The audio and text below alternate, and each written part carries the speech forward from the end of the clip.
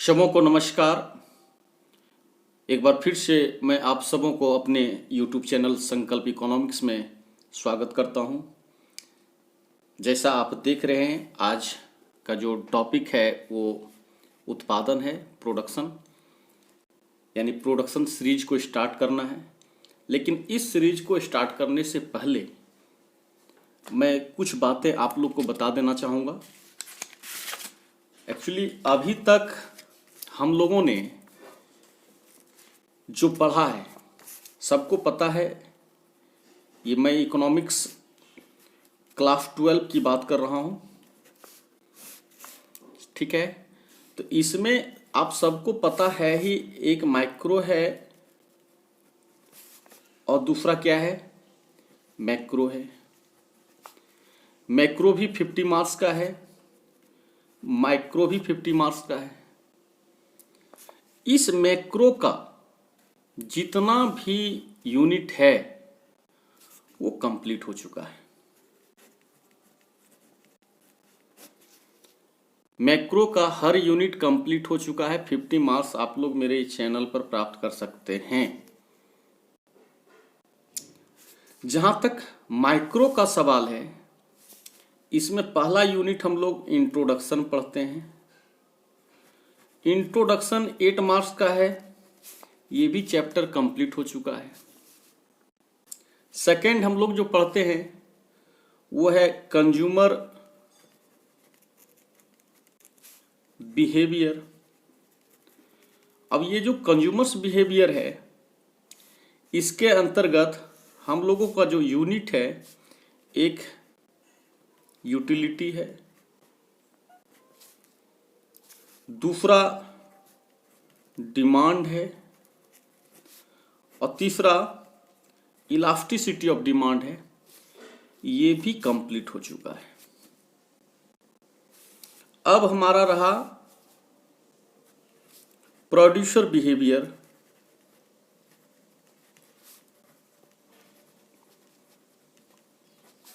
इस producer behaviour में हम लोग को जो पढ़ना है, एक प्रोडक्शन, जिसकी बात कर रहे थे प्रोडक्शन की, दूसरा कॉस्ट, तीसरा सप्लाई और चौथा इलास्टिसिटी ऑफ सप्लाई। इसमें ये कंप्लीट हो चुका है, ये भी कंप्लीट हो चुका है। अब हम लोग को पढ़ना रह गया है प्रोडक्शन और कॉस्ट। प्रोडक्शन जिसकी शुरुआत कर रहे हैं, इसके आगे हम लोग पढ़ेंगे एक यूनिट और है, वो है रेवेन्यू एंड मार्केट। यानी इकोनॉमिक्स क्लास 12 का जो सिलेबस है वो पूरा कवर हो चुका है। मैक्रो 50 मार्क्स कंप्लीट हो चुका है, माइक्रो जो 50 मार्क्स है उसमें इंट्रोडक्शन कंप्लीट हो चुका है, ये कंज्यूमर बिहेवियर भी कंप्लीट हो चुका है। ये दोनों जो रह गया प्रोड्यूसर बिहेवियर में और रेवेन्यू और मार्केट में, इसमें ये दोनों कंप्लीट है। हम लोग को प्रोडक्शन एक और एक कॉस्ट और फिर रेवेन्यू और मार्केट, ये हम लोग का एक तरह से 4 टॉपिक बचा हुआ है। ये 4 टॉपिक को मेरी कोशिश है, मेरा जो सेकंड मेगा टेस्ट है, मेगा टेस्ट चल रहा है, फर्स्ट मेगा टेस्ट हो चुका है। फर्स्ट मेगा टेस्ट 5 मार्च को ले चुके हैं, ठीक है। अब सेकंड होने जा रहा है वो 20 मार्च को, फिर थर्ड भी होगा। थर्ड मेगा टेस्ट आपका 25 अप्रैल को ले रहे हैं।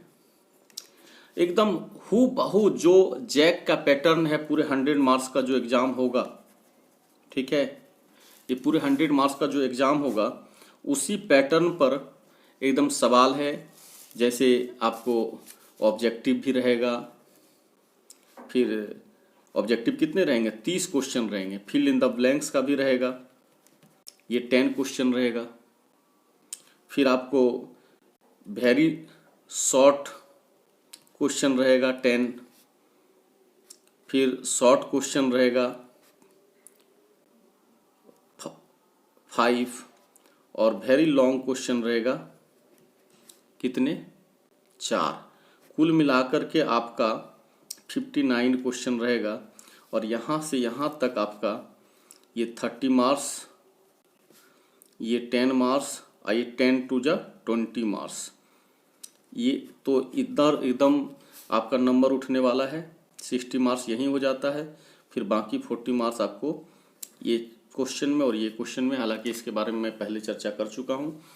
अब रही बात किसी स्टूडेंट को अगर यूट्यूब सर्च करते हैं मेरा संकल्प इकोनॉमिक्स चैनल को और सभी टॉपिक आपको नहीं मिल पा रहा हो तो मुझसे इस नंबर पर आप संपर्क कर सकते हैं, ठीक है। बहुतों को तो पता भी नहीं चल पाएगा क्योंकि जो पूरा वीडियो नहीं देखेगा उसको कहाँ से पता चलेगा। तो जो अनलिस्टेड वीडियो है वो आप लोग को नहीं दिखेगा। अनलिस्टेड वीडियो जो है वो आपको नहीं दिखेगा, या जो प्राइवेट वीडियो है वो भी आपको नहीं दिखेगा। तो ऐसे वीडियो के लिए आपको हमसे संपर्क करना होगा। हम आपको आपके व्हाट्सएप नंबर पर वो सब वीडियो सेंड कर देंगे ताकि आपको इसका फ़ायदा मिल सके। बाकी जो पब्लिक वीडियो है उसको तो आप देख ही सकते हैं। ये कुछ इन्फॉर्मेशन था आप लोग को देना था, आप लोग देख लिए। अब हम आगे बढ़ते हैं अपने सीधे टॉपिक पे। आज का टॉपिक वो है प्रोडक्शन। इस यूनिट में जो पहला क्वेश्चन आपका बनता है ये यूनिट के नेम से ही, जैसे यहाँ क्या लिखा हुआ है उत्पादन, तो आपसे पूछा जा सकता है उत्पादन क्या है। तो इसके जवाब को आप दो ढंग से लिख सकते हैं। एक निश्चित समय में, एक समय आपके पास दिया हुआ है, उस समय में आप जितने वस्तु और सेवा का निर्माण करते हैं, उत्पादन करते हैं, वही उत्पादन कहलाता है। इस परिभाषा से ज़्यादा इंपॉर्टेंट इस परिभाषा का है इकोनॉमिक्स में। जैसे कि यहाँ मैंने लिखा है किसी वस्तु अथवा सेवा में उपयोगिता का सृजन किया जाना उत्पादन कहलाता है। कोई भी वस्तु है या कोई भी सेवा है उसमें उपयोगिता ला दीजिए, ऐसा करते हैं तो ये उत्पादन कहलाता है। इस परिभाषा को हम अच्छी तरह से समझने के लिए एक उदाहरण का सहारा ले सकते हैं। जैसे पत्ते होते हैं, नो डाउट ये पत्ते उपयोगी होते हैं, लेकिन कई पत्तों को आपस में मिला दीजिए तो हो सकता है क्या बन जाए, एक पत्तल बन जाए, ठीक है। यानी पत्तल का निर्माण हो गया। पत्ते भी उपयोगी थे लेकिन अब ये पत्तल ज्यादा उपयोगी हो गया, इसी को तो हम उत्पादन कहते हैं। लकड़ी है, ठीक है, लकड़ी है, इस लकड़ी से आप कुर्सी बना दीजिए, टेबल बना दीजिए। लकड़ी की भी उपयोगिता है लेकिन अब इसकी उपयोगिता ज्यादा हो गई, इसी को तो उत्पादन कहते हैं। तो किसी भी वस्तु में उपयोगिता का सृजन, ये ध्यान दीजिएगा, ऑब्जेक्टिव भी बनता है कि वो कौन क्रिया है जिसमें उपयोगिता का सृजन होता है, तो वो क्रिया उत्पादन है। क्या कहलाता है, उत्पादन कहलाता है। तो किसी भी वस्तु में उपयोगिता का सृजन करना क्या कहलाता है, उत्पादन कहलाता है। यानी इसको आप कहेंगे क्रिएशन ऑफ यूटिलिटी। क्या कहलाएगा ये, क्रिएशन ऑफ यूटिलिटी। क्या कहलाएगा, प्रोडक्शन कहलाएगा। इसका इंग्लिश भी आप देख सकते हैं, इंग्लिश भी होगा। ये प्रोडक्शन का डेफिनेशन इंग्लिश में नहीं दिया हुआ है, इसलिए नहीं दिया हुआ है क्योंकि हम लोग पहले पढ़े हुए थे टाइप्स ऑफ इकोनॉमिक एक्टिविटी, तो वहाँ पर प्रोडक्शन, कंजप्शन सबका डेफिनेशन ऑलरेडी दिया हुआ है। अब आते हैं हम दूसरे पॉइंट पे। दूसरा पॉइंट क्या है, उत्पादन फलन, नहीं प्रोडक्शन फंक्शन। इसको समझें, ये प्रोडक्शन फंक्शन क्या है। फंक्शन में हम एक चीज देखिएगा, रिलेशन के बारे में जानते हैं। दो के बीच के रिलेशन को देखेंगे, किसमें, फंक्शन में देखते हैं। चूंकि यहाँ पर प्रोडक्शन फंक्शन है तो यानी प्रोडक्शन का रिलेशन देखेंगे कि इसके साथ है। तो प्रोडक्शन का रिलेशन यानी प्रोडक्शन करने के लिए हमको क्या चाहिए, पहले वो देखना है। किसी भी चीज़ का प्रोडक्शन आपको करना है, उत्पादन करना है, तो प्रोडक्शन के लिए आपको साधन की जरूरत होगी, यानी कि फैक्टर की जरूरत होगी, साधन, ठीक है। साधन होगा तो क्या होगा, उत्पादन होगा। साधन नहीं है तो उत्पादन भी नहीं होगा। इसका मतलब उत्पादन और साधन के बीच क्या है, संबंध है। क्या है, संबंध है। और इसी संबंध को हम क्या कहते हैं, उत्पादन फलन। इसको एक्सप्रेस कैसे करते हैं, तो जैसे उत्पादन यानी मात्रा x का दिखाना है, x की मात्रा वो डिपेंड किस पर करेगा, फंक्शन ऑफ, आप दे सकते हैं l दे सकते हैं, k दे सकते हैं, s दे सकते हैं, ये वगैरह वगैरह। ये जैसे लेबर हो गया, कैपिटल हो गया, या और भी जो साधन होते हैं वो।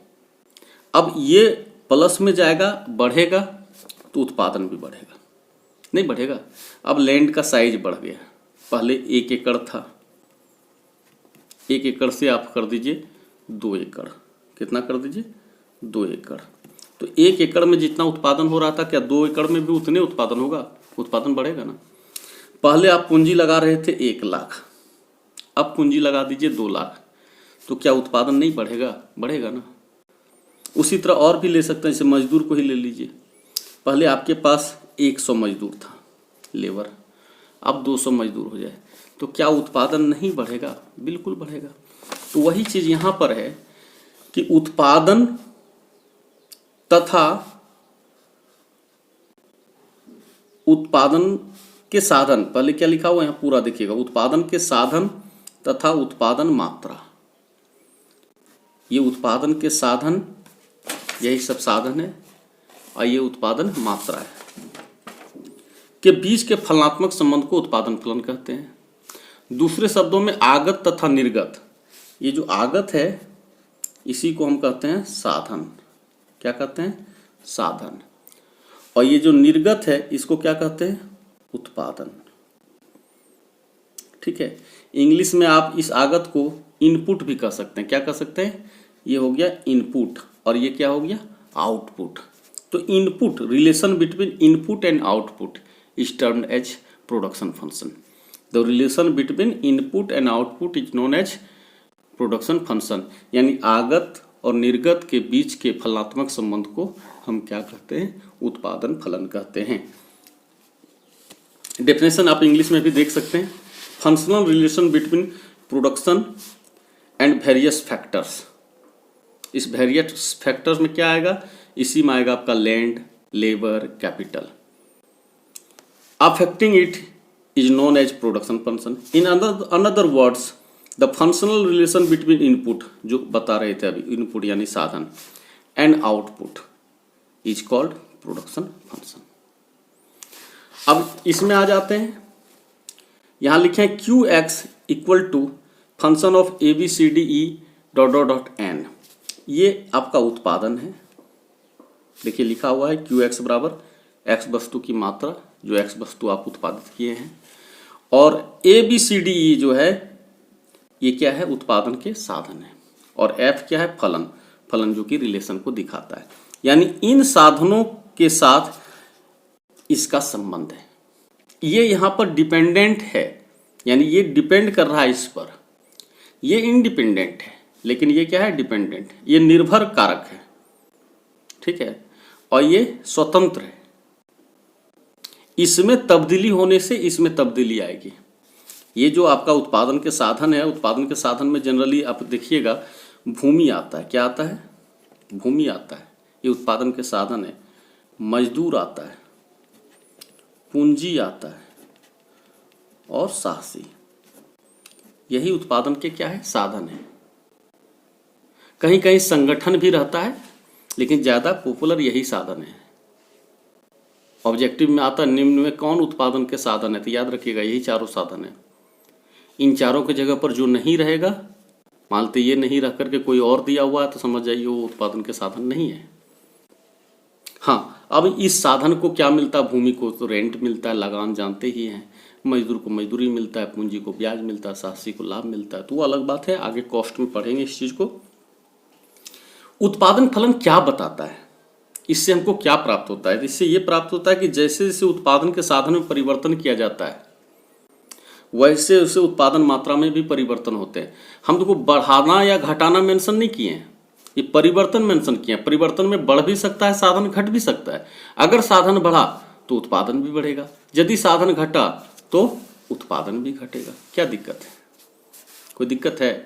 यदि आपका साधन, उत्पादन के साधन में वृद्धि किया जाए तो उत्पादन में भी वृद्धि होगा, साधन को घटा दिया जाए तो उत्पादन में भी कमी आ जाएगी। यही तो है उत्पादन फलन, यही तो उत्पादन फलन बताता है। क्लियर? अब आते हैं उत्पादन फलन के प्रकार। क्या है? उत्पादन फलन के प्रकार, टाइप्स ऑफ प्रोडक्शन फंक्शन। इसमें है एक अल्पकालीन उत्पादन फलन जिसको शॉर्ट रन प्रोडक्शन फंक्शन कहेंगे, और दूसरा है दीर्घकालीन उत्पादन फलन, लॉन्ग रन प्रोडक्शन फंक्शन। सबसे पहले आप अल्पकालीन उत्पादन फलन को समझिए। अल्पकालीन उत्पादन फलन है क्या? क्या लिखा हुआ है?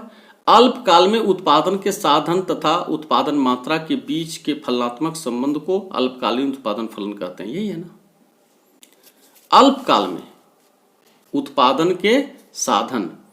देखिए, आप यदि उत्पादन फलन के परिभाषा को देख लिए अच्छी तरह से, जो उत्पादन फलन का लिखा हुआ है, उत्पादन के साधन तथा उत्पादन मात्रा के बीच के फलनात्मक संबंध को उत्पादन फलन कहा जाता है। यही ना? या दूसरे शब्दों में भी जो है आगत तथा निर्गत के बीच के फलनात्मक संबंध को उत्पादन फलन कहते हैं। इसमें और इसमें कोई अंतर है ही नहीं, बस यहां केवल उत्पादन फलन था, यहां अल्पकालीन उत्पादन फलन है। यानी यहां अल्पकालीन शब्द एक जोड़ दिया गया है। तो जो उत्पादन फलन की परिभाषा है, उसी उत्पादन फलन की परिभाषा में यदि हम अल्पकालीन शब्द जोड़ दें तो अल्पकालीन उत्पादन फलन की परिभाषा हो जाएगी? नहीं होगी। आप देखो, है ना, अल्पकाल में, यहां पर अल्पकाल में इस शब्द को अगर आप हटा दो अल्पकाल में, तो उत्पादन के साधन यहां भी शुरू हो रहा है, उत्पादन के साधन, यहां भी उत्पादन के साधन, यहां से लेकर के यहां तक जो बातें हैं वही तो इसमें भी है। हाँ, अर्थ अथवा वाला परिभाषा इसमें नहीं दिया है, आप अथवा वाला भी दे सकते हो, कोई दिक्कत नहीं। जैसे है ना दूसरे शब्दों में, तो दूसरे शब्दों में आप लिख सकते हैं अल्पकाल में आगत तथा निर्गत के बीच के फलनात्मक संबंध को अल्पकालीन उत्पादन फलन कहते हैं। तो हमको क्या करना है? केवल जो उत्पादन फलन की परिभाषा है, उसी उत्पादन फलन की परिभाषा में हम अब अल्पकालीन शब्द को जोड़ देंगे, अल्पकाल में जोड़ देंगे, क्योंकि यहां अल्पकालीन उत्पादन फलन है।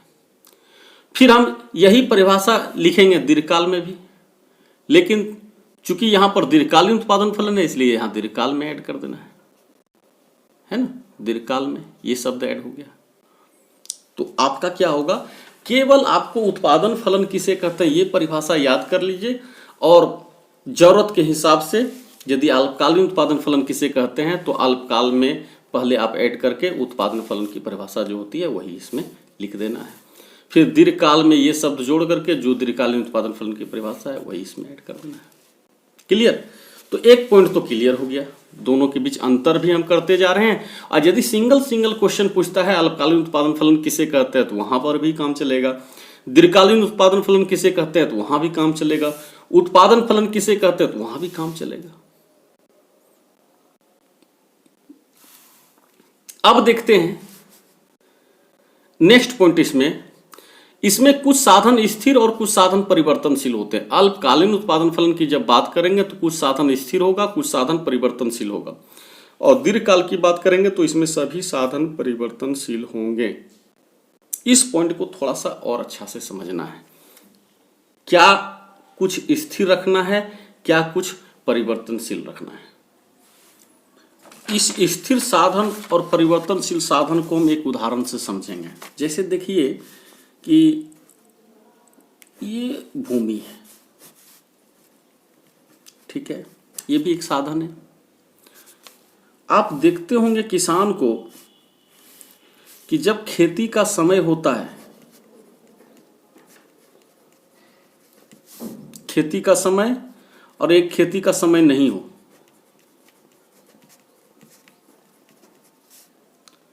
खेती का समय है उस समय भी भूमि है, नहीं भी है तो भी उसके पास वो भूमि रहता है।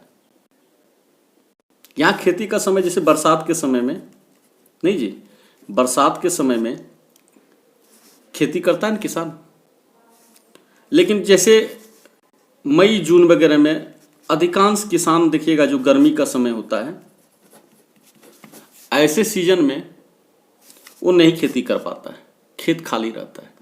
तो इन सब समय में भी उसके पास खेत है, इस समय भी खेत है, यानी ये स्थिर है। लेकिन खेती का जब समय होता है तो उसमें ये भूमि के साथ साथ वो क्या क्या इस्तेमाल करता है, मजदूर का इस्तेमाल करता है, और क्या इस्तेमाल करता है, बीज का, और क्या खाद का, और क्या पानी का, इन सब का इस्तेमाल करता है। यानी खेती के समय इसका इस्तेमाल कर रहा है।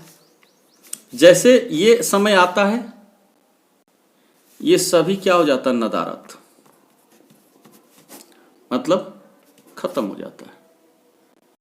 तो हम आवश्यकता अनुसार, भूमि मेरे पास वही है, हम आवश्यकता अनुसार किसको बढ़ा रहे हैं, मजदूर को, बीज को, खाद को, पानी को।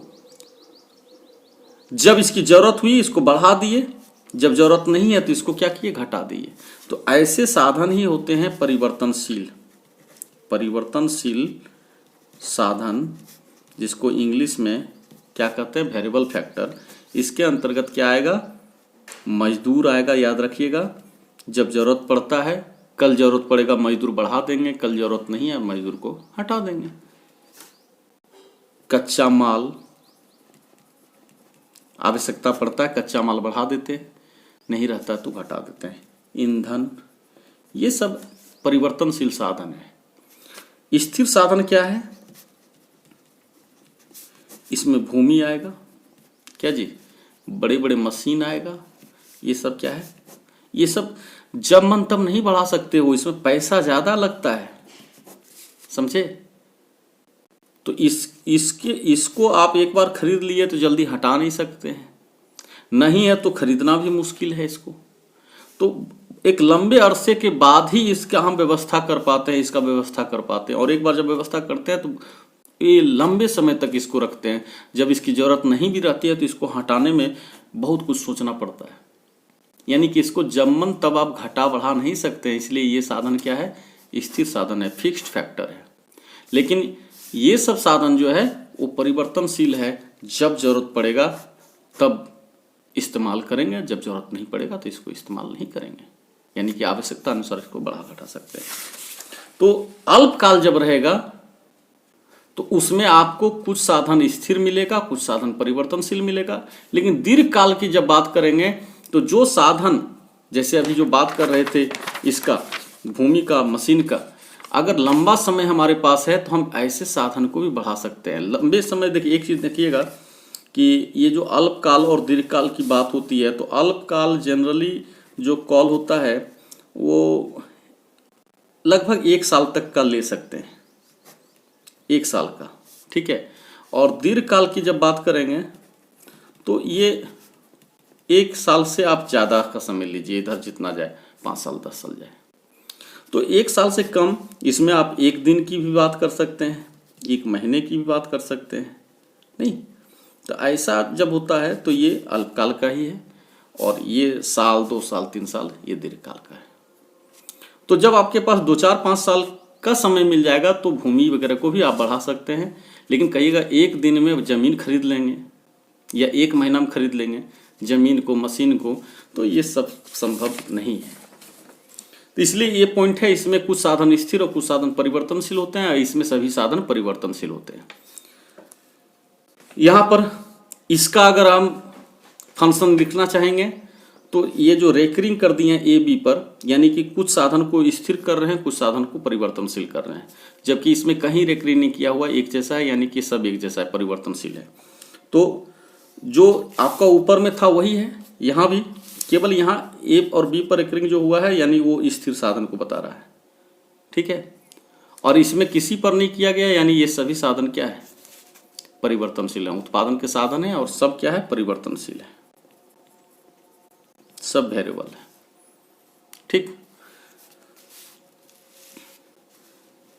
अब है एक पॉइंट कि इसमें उत्पादन फलन में उत्पादन का संबंध, इस उत्पादन फलन में उत्पादन का संबंध केवल परिवर्तनशील साधनों से होता है, स्थिर साधन से नहीं। स्वाभाविक है, कि आपके पास ये जो जमीन है, ये जमीन में आप एक भी मजदूर नहीं लगाओगे तो उत्पादन जीरो होगा, लेकिन मजदूर बढ़ाओगे तो कुछ ना कुछ उत्पादन होगा। मजदूर बढ़ाते जाओ, उत्पादन भी क्या होता जाएगा, बढ़ता जाएगा। इसका मतलब क्या है, उत्पादन परिवर्तनशील साधन पर निर्भर करता है, ना कि स्थिर साधन पर। और इस उत्पादन फलन में उत्पादन के सभी साधनों से, इस उत्पादन फलन में उत्पादन का संबंध सभी साधनों से है। चूंकि सब साधन इसमें परिवर्तनशील होता है, इसलिए इसमें सभी के साथ उत्पादन का संबंध है। लेकिन इसमें कुछ साधन स्थिर और कुछ साधन परिवर्तनशील है, इसलिए उत्पादन का संबंध केवल परिवर्तनशील साधन से है। कल के डेट में हम मजदूर बढ़ाएंगे, उत्पादन भी बढ़ेगा, मजदूर को घटाएंगे, उत्पादन भी घटेगा। मजदूर लगाएंगे तो उत्पादन होगा, मजदूर नहीं लगाएंगे तो उत्पादन नहीं होगा। ये सब परिवर्तनशील साधन है। अब ये पॉइंट जो आ रहा है, स्तर बदलता है और इसमें पैमाना बदलता है, फिर इसमें लागत ज़्यादा आता है और इसमें लागत कम आता है। ये दोनों पॉइंट जब हम आगे चर्चा करेंगे, क्वेश्चन ये जो चार्ट बना हुआ है, तो इसके हिसाब से हम आपको क्लियर कर पाएंगे कि हाँ, क्यों इसमें लागत ज़्यादा आता है, क्यों इसमें लागत कम आता है, और इसमें उत्पादन का स्तर बदलता है, इसमें पैमाना बदलता है, ऐसा क्यों होता है। और एक चीज़ याद रखिएगा कि ये जितना पॉइंट इसमें है, ये पॉइंट को आप क्लियर करते हैं तो एक क्वेश्चन आगे और मिलेगा आपका, वो है क्वेश्चन आपका ये वाला, साधन के प्रतिफल तथा पैमाने के प्रतिफल।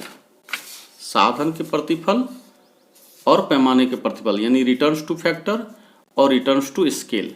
तो यहाँ पर जैसे हम लिखे ना, यह नियम अल्पकाल में पाया जाता है और ये दीर्घकाल में पाया जाता है। इसका मतलब है कि ये नियम अल्पकाल से संबंधित है, ये नियम दीर्घकाल से संबंधित है।